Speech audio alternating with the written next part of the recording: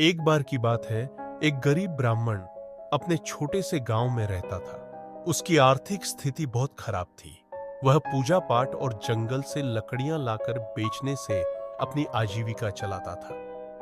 एक दिन वह रोज की तरह जंगल में लकड़ी काटने गया। वहां उसकी नजर एक अजीब चूहे पर पड़ी। उस चूहे की 7 लंबी लंबी पूंछें थीं। उसने ऐसा चूहा पहले कभी नहीं देखा था।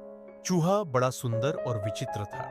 ब्राह्मण को लगा कि इस चूहे को बेचकर वह अच्छा पैसा कमा सकता है। उसने अपनी चतुराई से चूहे को पकड़ लिया और थैले में डाल लिया। फिर वह सोचने लगा कि इसे राजा के पास ले जाऊं। राजा को यह चूहा जरूर पसंद आएगा और वह मुझे बड़ा इनाम देगा। ब्राह्मण चूहे को लेकर राजा के महल में गया। उसने राजा से कहा, महाराज, मैं आपके लिए जंगल से एक अनोखा उपहार लाया हूं। ऐसा चूहा आपने पहले कभी नहीं देखा होगा।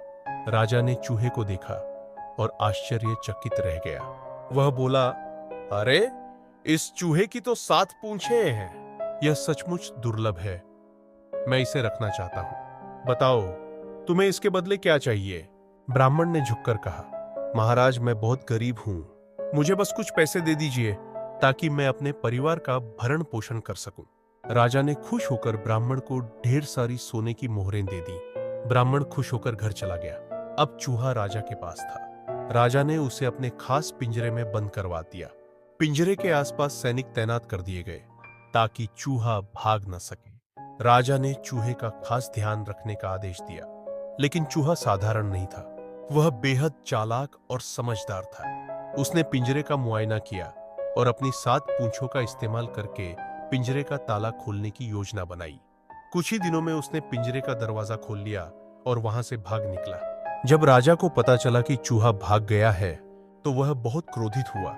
उसने सैनिकों और मंत्रियों को डांटा और कहा, तुम लोगों ने मेरी सबसे अनोखी चीज को गंवा दिया। इसे ढूंढ कर लाओ।